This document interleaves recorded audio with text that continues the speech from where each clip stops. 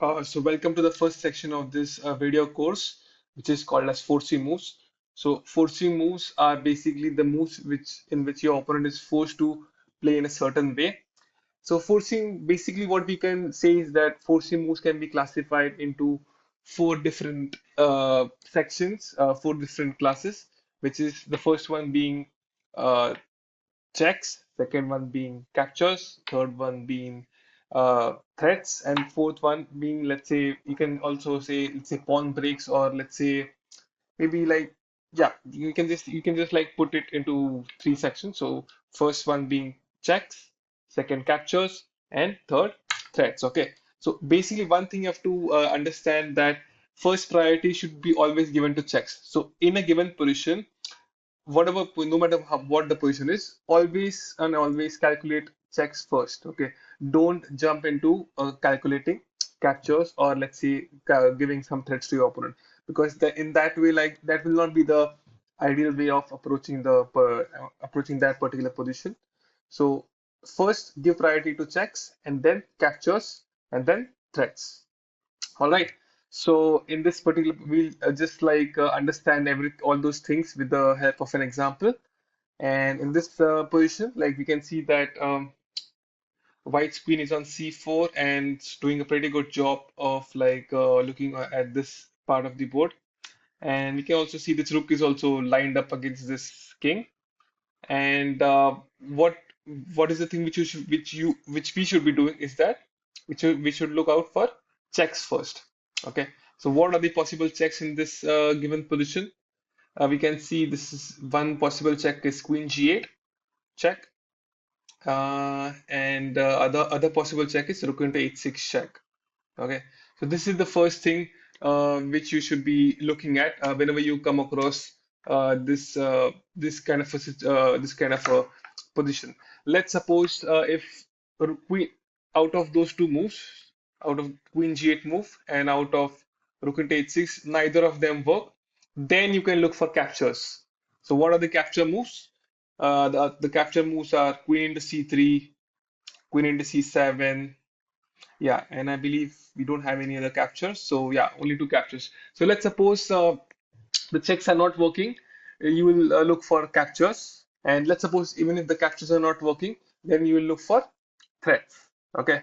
So over here, like the first thing which we can keep in mind is that we have to look for checks. Okay.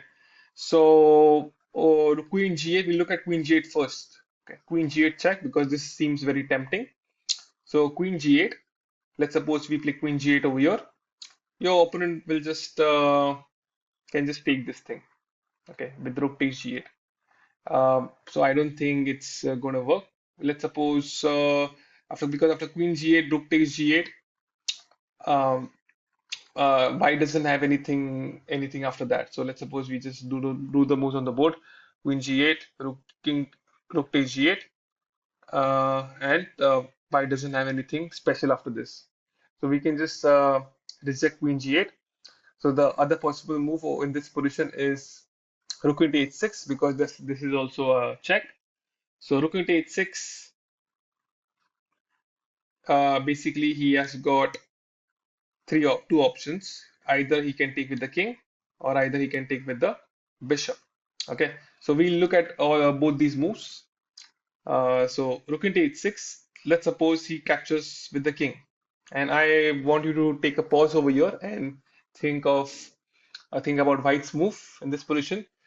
Simultaneously, what you can also do is that you can set up this position on a proper chessboard. I mean, a 3D chessboard, and then you can try it for yourself.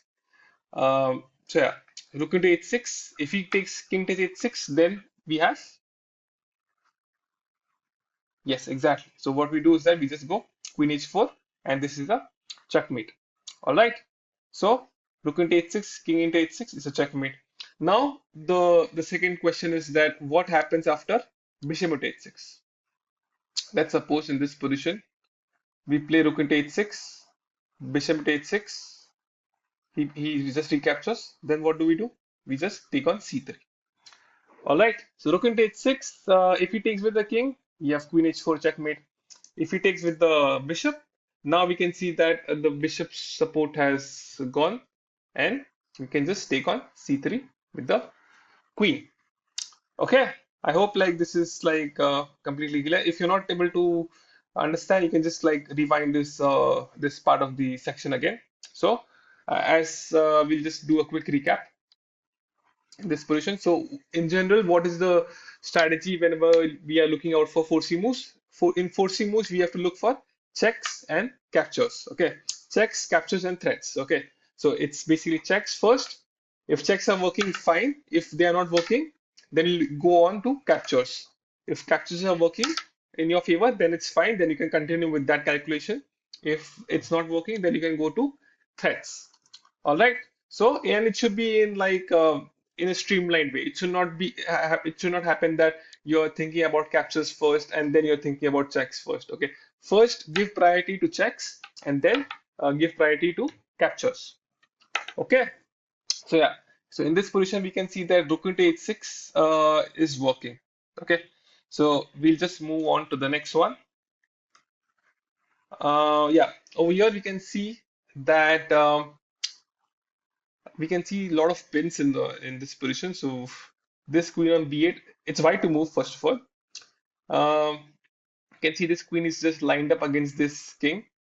Uh, this knight is just the attacking our queen, and also this bishop on b2.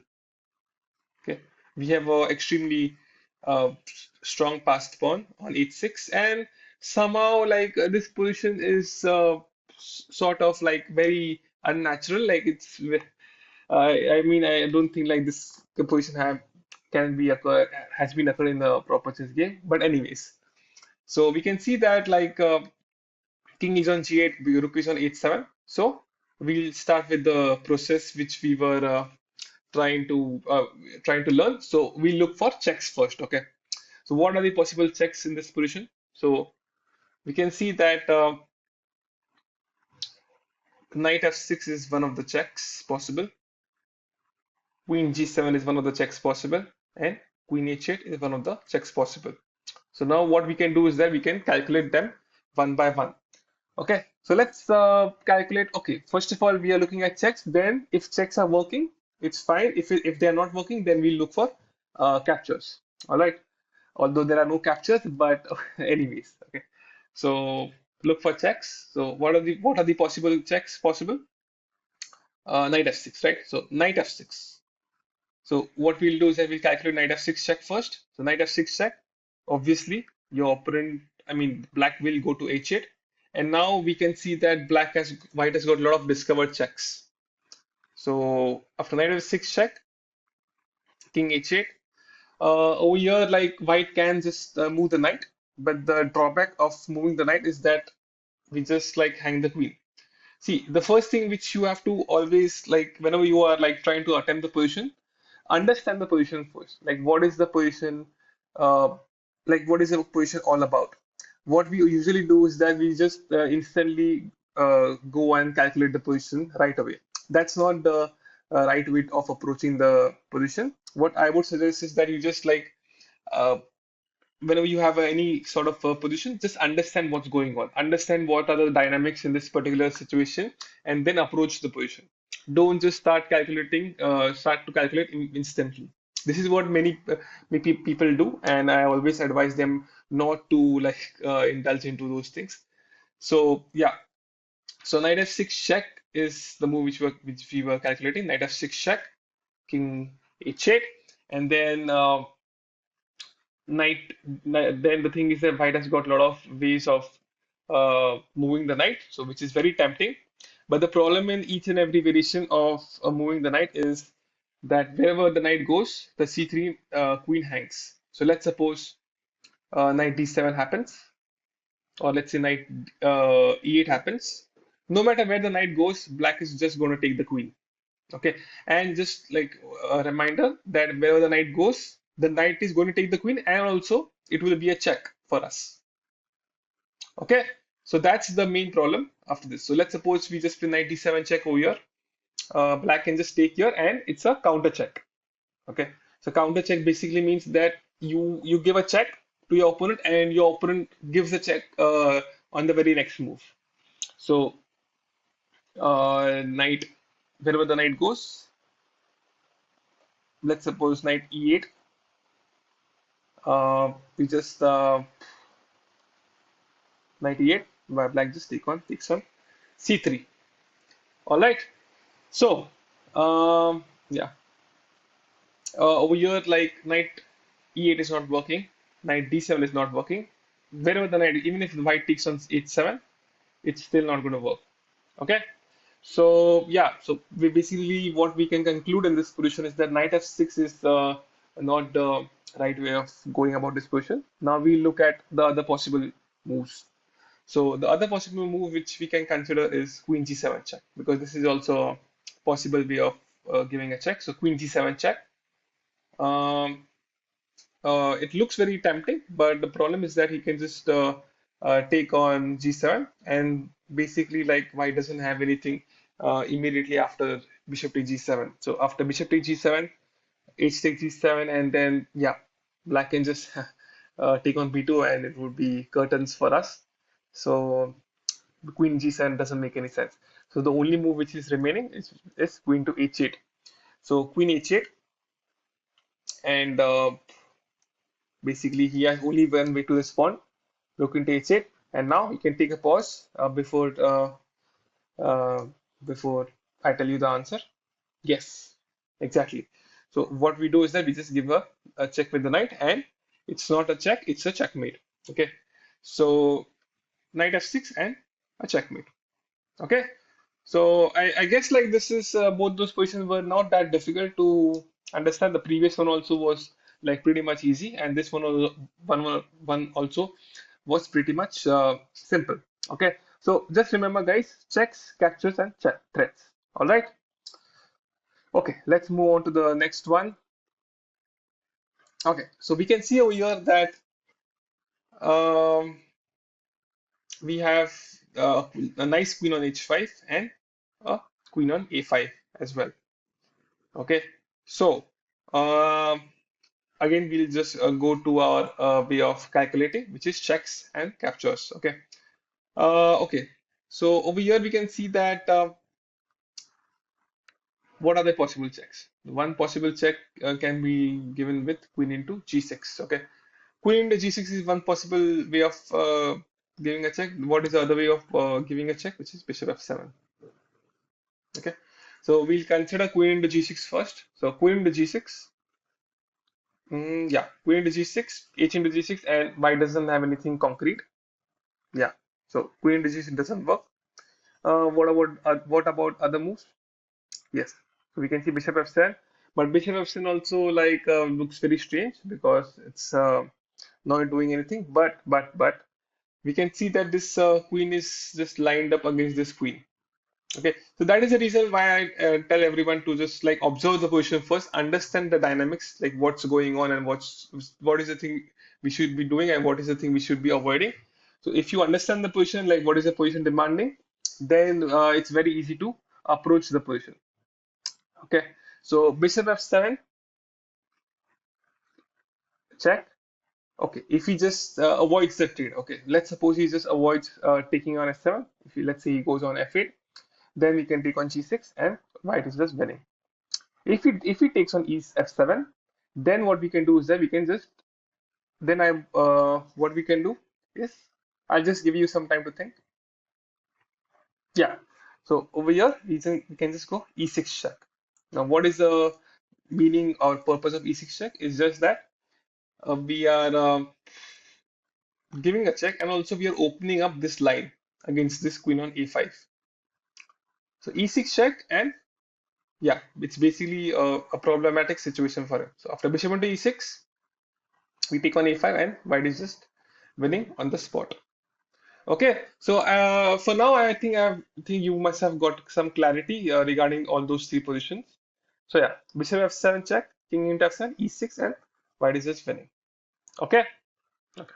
So let's move on to the next one. Okay, so in this position, we can see that black has got a very strong pawn on d2, and he's about to queen.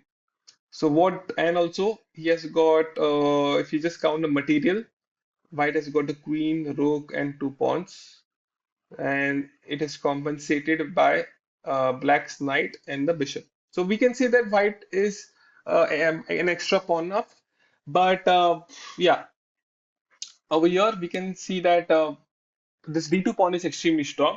So what we can do is that we can just uh, we have to like act quickly, because if we just act slowly over here, he'll just queen and then he'll create some problems for us. So what we do is that we follow the procedure which we are trying to follow, which is we give checks first. Okay, look for checks.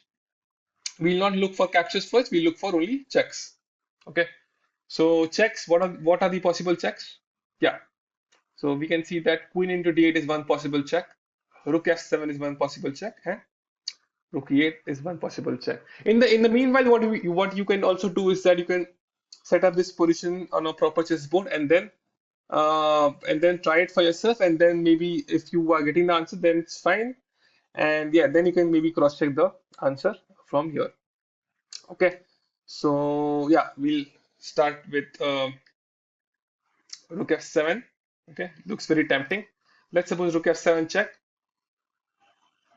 If he takes with the bishop, and the only sensible move which white has over here is queen to e7 check, king to, let's say, g8, and then basically white doesn't have any concrete way of going about this one. So we'll just reject this one. So rook f7 doesn't make any sense. How about queen into d8? Because this is a check with a capture. So this seems very tempting over here. So queen into d8, and then basically white doesn't have anything concrete over here. So white has just sacrificed his queen for no particular reason. So queen into d8, and yeah, it doesn't work. So what is the last move, which is last resort for white? It's rook e8. Okay, so rook e8. Uh, Basically, let's suppose he takes with the king. Now, what we do is that we just give a check over here, and it's a mate. All right. If he takes with the bishop, now what we do over here is that we just give a check, and once he goes here, then we give a checkmate. Okay, so the important thing which we had to like understand is that we had to act quickly, because if you don't act quickly over here, the d2 pawn is going to queen itself, and then we are going to lose the game on the spot. Okay, so yeah, let's move on to the next one. Okay, so we can see over here that the material is pretty much balanced over here, and white has got a knight for the bishop, and both the sides have three pawns on each flank. So white has got three pawns on the queen side, and black has got three pawns on the king side. Okay, so it's right to move over here. Um, we'll again start with the same procedure which we have learned. We look for checks. Okay, so yeah, so knight e7 check is one possible way of approaching. Knight f6 is one possible way of approaching. Okay, so what the catch over here is that we should not think about captures unless we are completely sure that checks don't work. If we are sure that if we are sure that checks are not working, then we'll move on to captures. But if the checks are working, we should give them more priority. Now, why should we give checks more priority? Because it is much more forcing, right? Let's suppose you give a check to your opponent. I'll just give you a short example. Let's suppose you give a check to your opponent. Your opponent is just obliged to either move the king, or let's say he is obliged to either capture the piece which is giving the check, or either he's just forced to block the check. So he has got only three ways of uh, dealing with that check. But then, yeah, but the advantage of like thinking about checks, or like the benefit of thinking about checks, is that it narrows down our calculation process. So basically, we can predict our opponent's next move.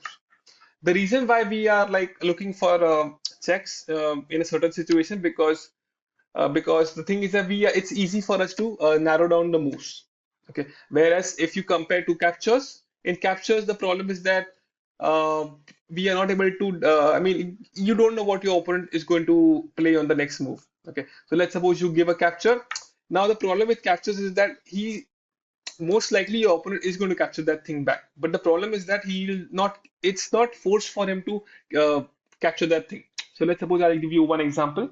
After rook into h7, the thing is that rook into h7 looks is a forcing move.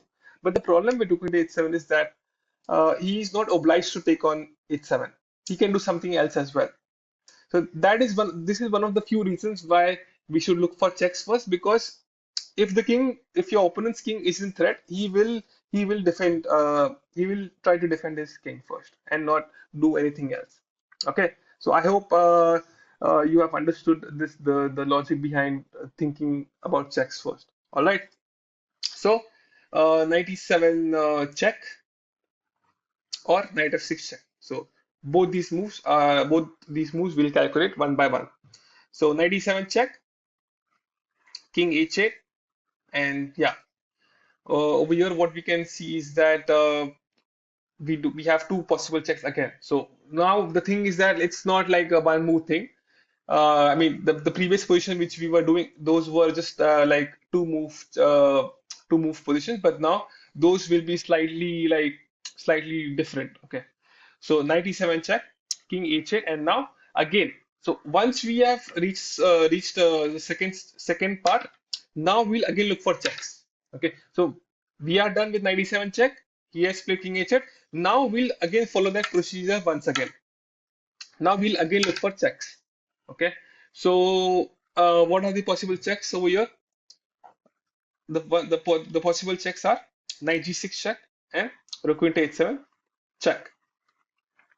All right, so we'll look at knight g6 check first. Let's suppose knight g6 happens. He can just take, and white doesn't have anything concrete over here, because like even if you like, let's say, give a check, you can just take it back. So knight g6 check doesn't work. Okay. The other move which might make sense is rook into h7, because this is also a possible check. So if knight g6 is not working, look for rook into h7. But only guys, just remember one thing: give priority to checks first. Don't calculate captures or like pawn breaks or let's say threats first. Okay, give priority to, once you are done with the check move, again look for checks. This is the main catch over here.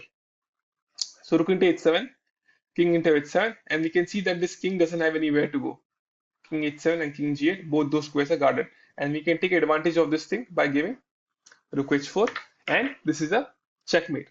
So you understood, guys, the way of like approaching those positions. The important thing is that we have to think about forcing moves. And what are forcing moves? Those are checks and captures and threats. First priority, always give to checks. I'll repeat myself once again. First priority should always be given to checks. Okay. So 97 check, king h8, rook into h7 check, and rook h4 mate. All right. I hope I've made myself clear. Okay. Okay. So over here we can see that it's a very random position. I mean, like very weird. I mean, the material imbalance is extremely different. Okay, we'll try to understand the position first, and then we'll start analyzing.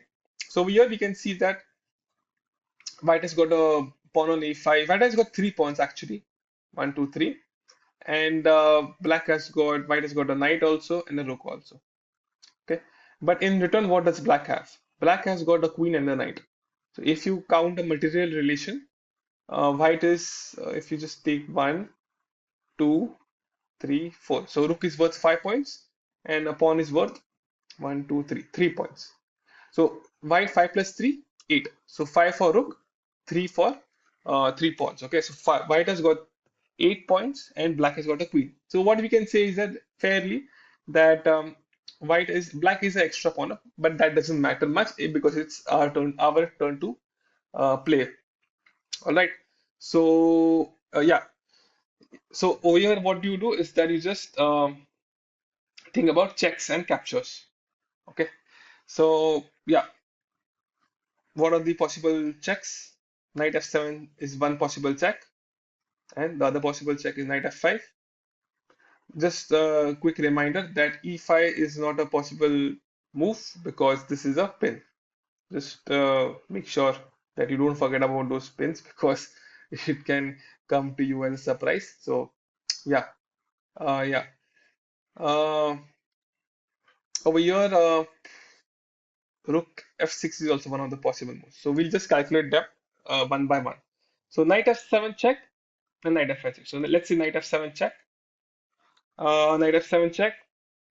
Let's see, he goes here, and we can just try with certain move. Let's say, so now basically there are no possible move with the knight, so doesn't work.